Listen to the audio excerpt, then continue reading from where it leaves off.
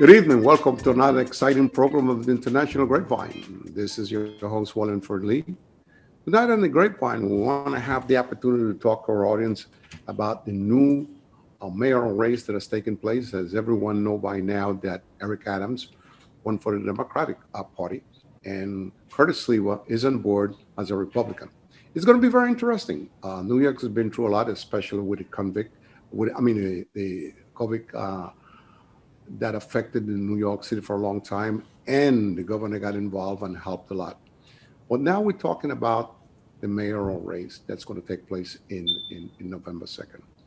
We have as our special guest a guy that really knows the city very well, that has lived there for a very long time, a personal friend of ours that has been on our program a lot. I'm talking about an attorney by the name of Jaime States, who has been very kind to be on our program. He happens to teach at NYU and also at Columbia University. It gives us a great deal of pleasure and satisfaction to have him on as a personal guest, because again, like I said, the man knows New York City very well. Jaime, welcome to our program. Oh, thank you, Lee. Thank you for inviting me. Well, it's good to have you. It's been a while. We tried to get you, but you've been very busy.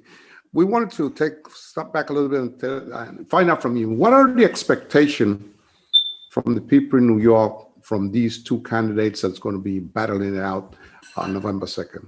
What is the expectation from them? Well, the expectation is the traditional expectation of New Yorkers when it comes to the mayoral race in November, when the race is basically between a Democrat and a Republican.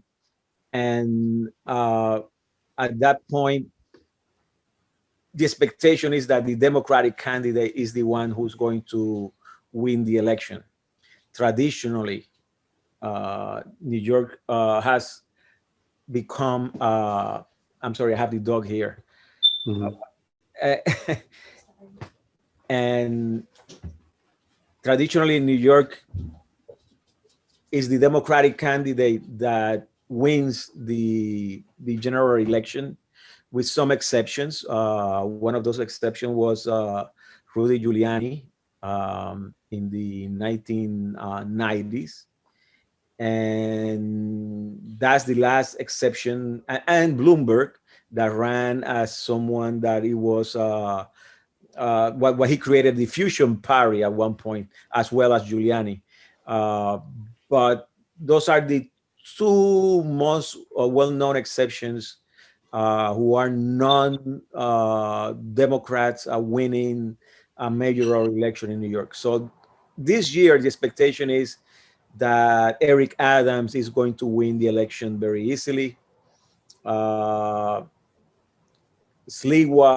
who's the Republican candidate, is someone who is very well known in the city, but it's not a candidate that has been seen as someone that can be considered a serious candidate to win the election. He has been in his own scandals throughout his life in New York City. He has been shot by the mafia in New York. He has been a political commentator, and he has even been thrown out from New York One because he's someone that is uncontrollable and is extremely controversial. So I don't think that Sliwa is going to have any a good chance of winning this election, especially running as a Republican against a Democratic candidate. So for all intents and purposes, what you're basically saying that Eric Adams will be able to beat Curtis Sliwa come November 2nd. Is that what you're saying? Yes. It's almost written. Well, it's going to be very interesting if that takes place. You might have gone all the way back, like myself, back to 1990, when David Dinkins took over the city of New York. The first 2 years were very good, a good love affair. And then it all fell apart the last 2 years, but we're not going to get into that right now. If Eric Adams happened to win going in now as the new mayor, what does that mean for New York City? What does it mean for the Latino community? What does it mean for the Black community? And also for the entire New York global community, which happen to be a United Nation, people from all walk of life. What does Eric Adams win will do for the city? Well, that is to be seen. He is a moderate with conservative tendencies. So he's not the typical type of a Democrat, but he's not also the typical Republican. He's basically right in between. And that's why Sliwa has no chance, because those who are Republicans, they will find some things to like in Eric Adams, and Democrats are never going to vote for a Republican like Sliwa. So I think that Eric Adams has to show who he is, and this is the dilemma that he has. He was someone that was beat up by the police When he was 50 years old, that happened to him. The police Yeah. department beat him up real bad. Yeah, and then he became a captain of the police department. The question for him is he going to be the mayor that got beat up by the police, or he's going to be the mayor that was a police captain? Because those are two Eric Adams, two very different Eric Adams. And maybe the best thing for him is to be in the middle of it, but to navigate and to have a balance in that balancing act is very difficult for anyone, because those are two very different Eric Adams, and the city of New York doesn't need more people or elected officials with double personality. And he needs to define himself. Maybe it has to be a new Eric Adams that combine both of them in a way that doesn't upset the older Eric Adams, the one that was beaten by the police, and the other one that basically was the captain of the police department. So it goes without saying, in defense of Eric, though, he wasn't a primary. He beat Yang, Garcia, and whoever was in front of him. So I'm going to assume that this is what New York City wanted, because in the primary, he came through with flying colors. I don't think, and I'm not sure because I'm not good at politics, whether Sliwa has a chance against him. But let's go back to his background. He was a borough president. He was a policeman for a long time. Okay. He's lived in the city, even though the newspapers try to pin on him that he lives out in Jersey for a while. So I am going to assume that he has paid his due and he has walked through everything. The most difficult thing that he's going to have facing him, and not necessarily in this order, is the pandemic that we just went through. And we have a curve coming up. Then he's going to have to deal with the police department, which is extremely difficult. And also the union of the police department, who like to dictate what is right and what is wrong. Then he has the homeless situation. So I would like to think that because he was a borough president and he was a policeman, he might bring certain capability to work on the stress. No? Well, definitely he has the experience of being a borough president, and before that he was a state senator. So he understands politics and he understands how the city works. And that is very positive. I wasn't trashing him. I was basically making an analysis of the dilemmas that he has and the how he needs to navigate between those two different oceans of a more libertarian mayor and a conservative mayor. Right now, he's in a fight with the progressives in New York, and he's not mayor yet. I mean, it just came just a couple of minutes ago in the newspaper, in the Daily News and the New York Post, that now he's fighting with Ocasio and the progressives. And New York City at the end of the day is a very progressive town, liberal progressive town, and that's an unnecessary fight. So he's not already, he's not mayor yet. So that tells me that this is going to be based on that at this moment, that he's going to have a very controversial type of relationship with many New Yorkers, especially progressive New Yorkers. And that instead of trying to find a way of working together with everybody.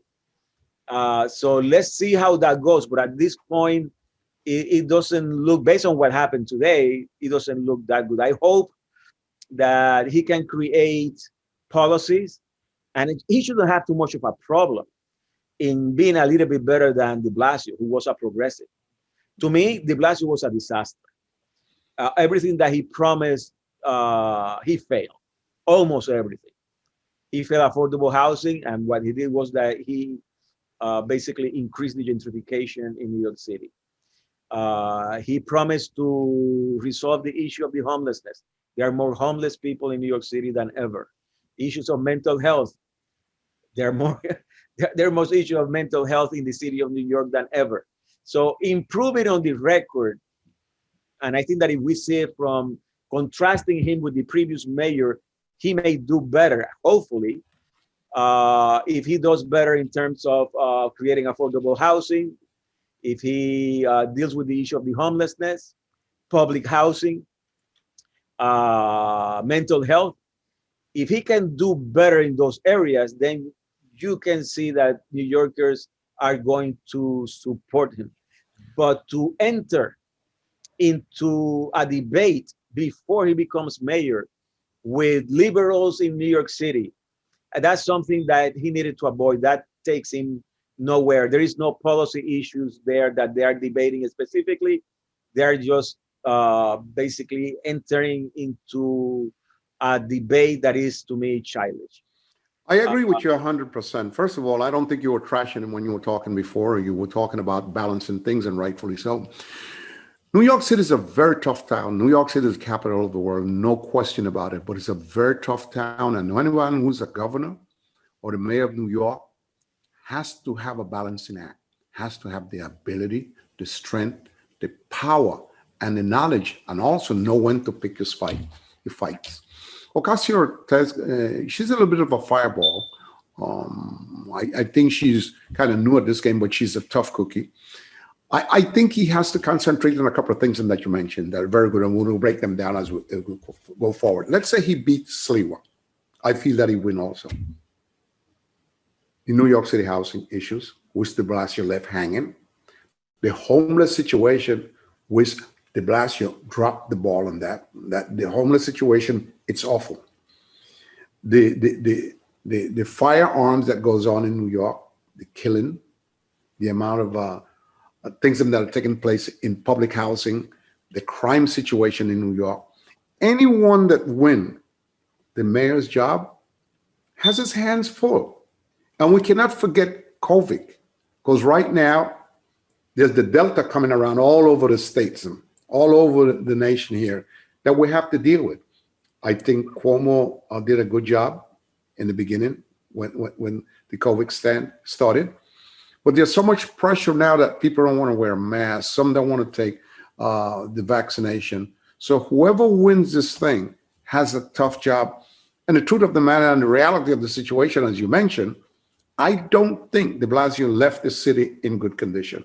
There's a lot of unfinished business that has to take care of, and he has to choose priority and pick a solid, strong team to be behind him to carry part of the job here and there. Do you agree?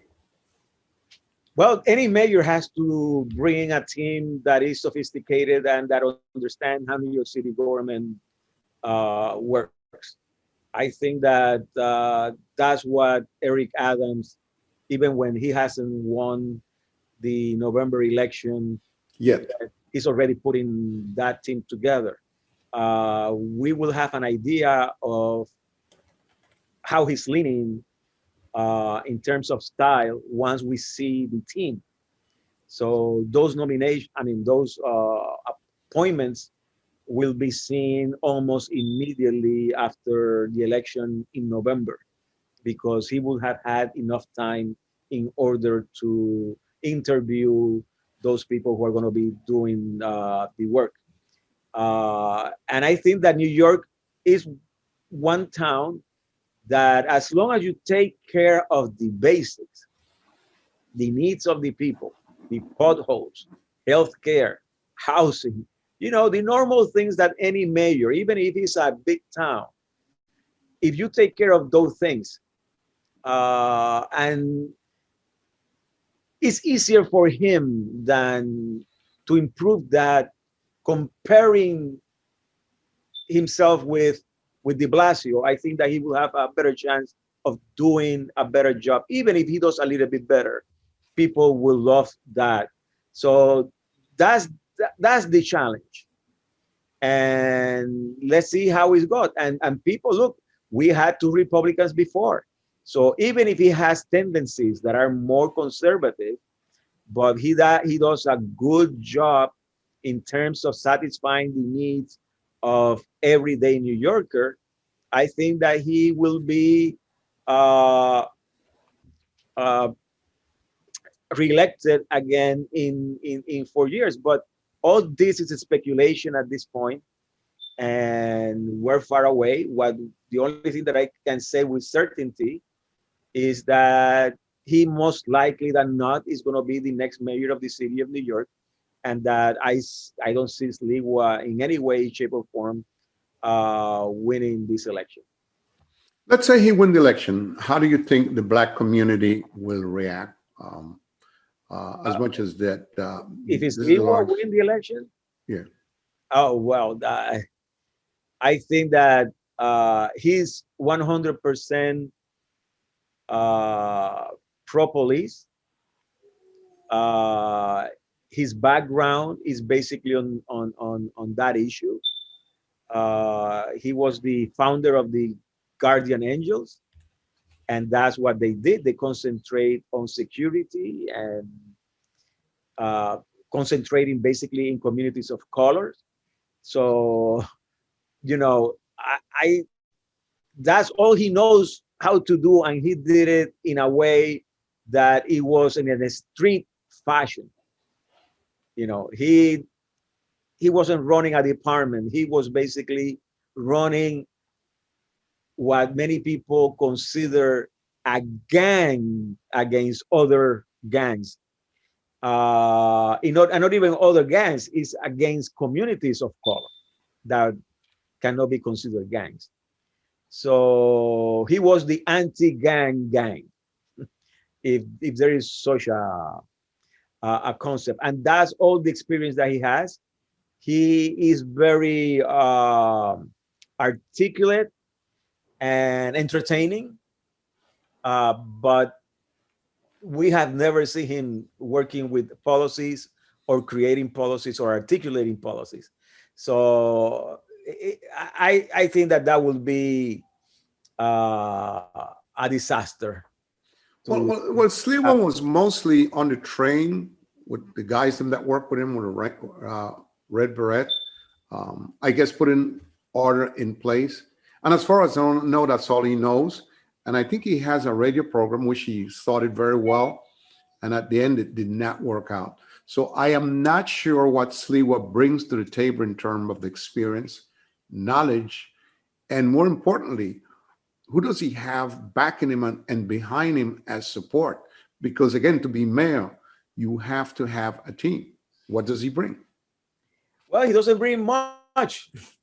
That's the reality with Sliwa, and that's why I don't think that he's going to be mayor of the city of New York.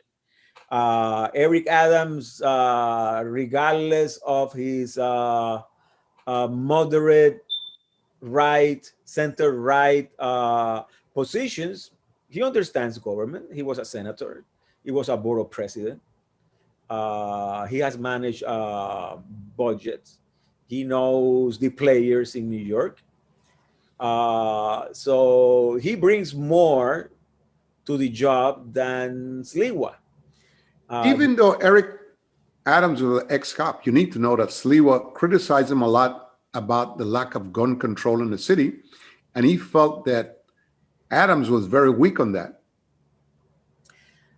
Well, I think that the issue of gun control is an issue that is a matter of jurisdiction. Um, Gun control, that's something that the state has more to say on that affecting the cities than the mayoralty of New York. I think that that's about legislation. And I think that compared to many states in the United States, New York is much better than most states when it comes to gun control. Still, there are millions of weapons, I think, in New York City that are being used. All And over the nation right now, but New York is big. so, but New York is big. So therefore, I don't see that you can control that unless you create a program in which of amnesty program in which and which it has been done in the past and it hasn't been that successful. But if he creates a program that is more aggressive, making sure that you pay for the weapons for those who have illegal weapons without any question being asked, and provide some type of an amnesty as long as in terms of illegal gun possession, that will be helpful. But is, for example, there is this concept of defunding the police, which is a bad message by the left. Uh, it's not that it's a bad idea. It's just that it's a bad message. You It's a don't. bad message in what way? It's a bad message. It's a bad message because I don't think that they mean to eliminate the police. What they mean is to redistribute the budget of the police department, the billions of dollars that they have, and utilizing that money in areas that can complement and help the work that the police department does in New York. For example, hiring more social workers, uh, providing, putting the money more in terms of mental health, health Better care. training. Uh, well, they get training. Look, they have been getting training, and the police department dominates the training. You can put more money on training, and I think that you're going to get the same result as long as the police department is doing the training, and the police union is part of that. But I think that those are the things that need to be done. And the message of defunding the police, what implies is basically taking all the money from the police, meaning that there will be no police. That's what people tend to think. So the left has a message problem with that. But I think that what they mean in reality, that's what they should be talking about, which is the redistribution of the budget to areas that can complement better the work that the police does. And I think I like that. I like that idea. I like that idea. First of all, let me say one thing to you. Being a policeman, I don't care where it is a very difficult job, extremely difficult job. And you kudos has to go to those who are properly trained and know how to handle it. As we get back on International Grapevine, we're going to continue talking about the mayor race and who's going to win. And we want to talk a little bit more about housing. We want to talk a little bit about the homeless situation. We'll be right back on International Grapevine with my special guest.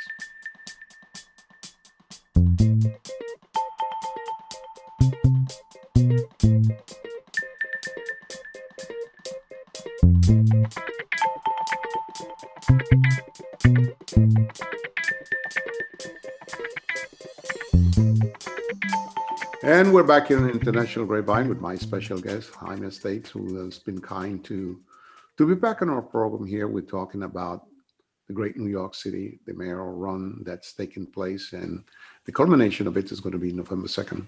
Obviously, Jaime and myself talk a little bit about the expectation of these two gentlemen that are running.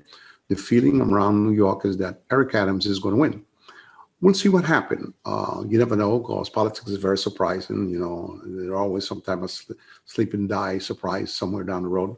But we're also talking about the importance and the expectation and the responsibility of the mayor working with New York City. Those of you that know New York well know that for a while, de Blasio lost the police department. He had a lot of problems with them.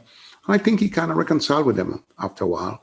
We'll also talk a little bit about COVID that came into the city and almost wipe out the city. And, you know, there was a lot of business closed, a lot of people unemployed. It's a tough situation that faced New York, and New York has come around. It's coming around, but there's much more to be done. And that's why I want to take this opportunity to talk about all these sensitive things, important things that affect New York City. And as I stated before in the program, New York City happened to be the capital of the world, and it's a great city, but it has some issues then that have to be dealt with. Having said that, Jaime, how bad is the violent situation in the five boroughs? Is it out of control? Is it better now? It's out of control. And I'm talking as a citizen, not as a partisan or ideological person. Uh, it's completely out of control. And the paralysis of the current administration in terms of dealing with this issue is amazing to me. That doesn't mean that you have to overwhelm the communities with more cops or anything. I think that there are issues of poverty, there are issues of homelessness, there are issues of mental health. All these issues have nothing to do with the police. All these issues are issues of public policy that the current mayor, Bill de Blasio, has failed When you blatantly. say he has failed, has he lost control of the city? So I don't think that he ever had much of control uh, of the city. And as a progressive person that I consider myself, he has been a disappointment for most progressive in the city of New York. He failed in his main promises, which are the ones that we're talking about that are affecting the crime. If you have more homelessness, you're going to have more people who are going to be hungry, who are going to be poor, who don't have health care, and that have to find the health care, have to find the food on their own. And sometimes they don't have the means to find it in a legal way because they're poor. They need help. That's one area. Then you have the issue of housing in general. You know, people living in bad conditions, unemployment. The COVID made it worse. There is a lot of unemployment in the city. And even when the city has received a lot of money from the federal government, I don't think that the city has created programs that complement the monies that have entered the city from the federal government in order to absorb those monies in a more positive way. Remember, when But money why comes did from, that let happen? me say this, when the monies come from the federal government, it's the city who manage those monies, and the city hasn't created the structures in order to manage those monies in a way that can resolve or at least deal with the issues that the day-to-day New Yorkers, especially poor New Yorkers, have. So the administration of that money falls on the city of New York, it falls on the state. And I think that this city had no idea of how to use those monies. And even people that work in the administration of Bill de Blasio has said it, that there are double message, there are contradictions, and the money hasn't been utilized the way that they could have been utilized. All these things in the middle of a pandemic has created uh, has increased the crime in the city of New York. This was to be expected in any city, especially by the summer. I remember saying all the time, wait until the summer comes and you will see how bad the city is going to get. any city. But those that were prepared, I just teach. But if I could foresee that in February, March, what was going to happen in the summer, imagine an elected official, a public officer, a commissioner, they should have had it together because what is happening now is really violent and inconceivable. This is one of the worst times in the city of New York, and the city failed. It's safe to say that based on what you're saying, with those things, it seemed like our Mayor de Blasio was way off his head. Yes, and it's a disappointment as a progressive. He has given a bad name to progressives. you know, I think that all the progressives will have done a better work. I don't think that de Blasio is an idealist, but running a city is something that deserves someone with a lot of experience in running things. He was a public advocate. He was in the city council. He ran campaigns for a long time. And everything, public advocates don't have much powers. You don't learn much about how to run the city when you're a public advocate. You don't have a budget that you can use in order to provide services. So he didn't learn anything from that. And in the city council in the city of New York, basically what you do is that you approve programs, etc. But the speaker of the city council is the one that runs the show. And I don't think that he was prepared to do this type of work. And I don't think, to be honest with you, in a more subjective opinion, I mean, I'm very subjective on this and I can be criticized, but I don't think that de Blasio likes to work a lot. I don't think that he is someone that works, that get up at 6 in the morning and work like other mayors, Democrats or Republicans that were working in the past all the time. I think that, imagine, he tried to run for president. And That was a bad move, very bad move. Well, because he thought that he, senseless. As a progressive, his ideas were enough where he couldn't run a city. As you continue talking about this, what is the expectation in your mind when we go back to how did he handle the COVID situation that took over the city? And how you think Eric Adams, if he gets elected, will run it? Because we know this COVID Delta is a dangerous one. How you think he will react to the COVID? Will there be better control? Will be better stations where people can get vaccination? Will there be a plan where people can go, whether it be to schools or whatever? In terms of the COVID vaccinations, New York is doing very well compared to the rest of the city. That's a good news. And that is for different reasons.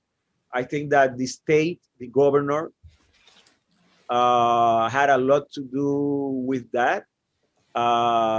He also made his own mistake, especially with those who live in senior homes.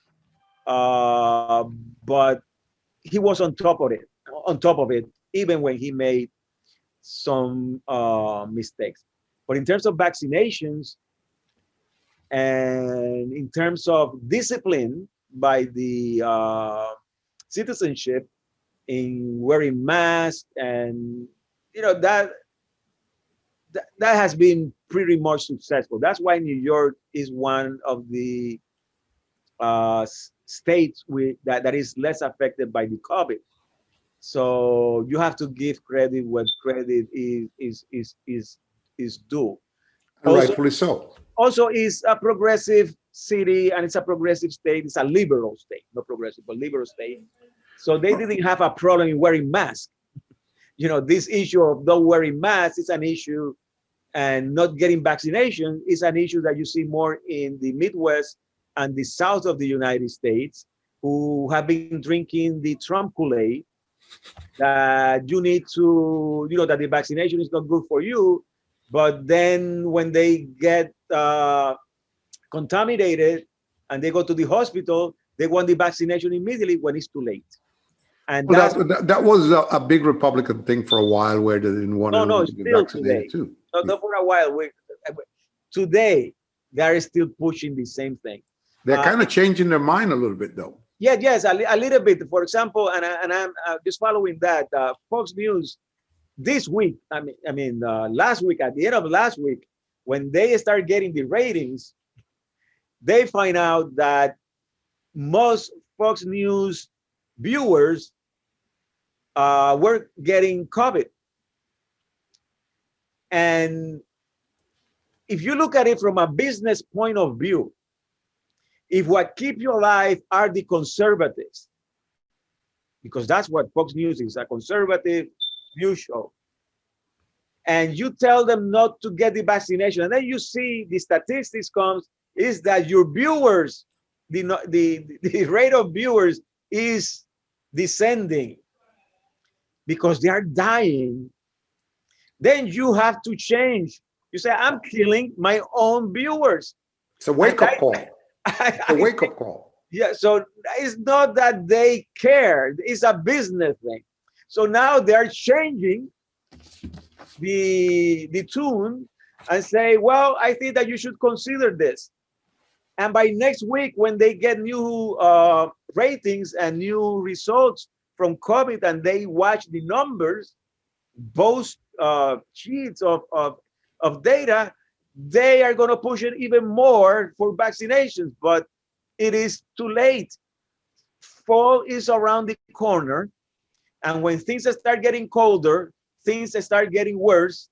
And it's going to be mostly their message that created a potential pandemic in the fall as the one that we had before. Wow. Also, the Republicans are seeing in the same way as Fox News that they're killing their own voters. They need those voters, and they're killing them because they're telling them not to get vaccinated, and now it's hitting them. He said, oh, we are going to have less voters in such counties, in such states, because COVID has been killing them.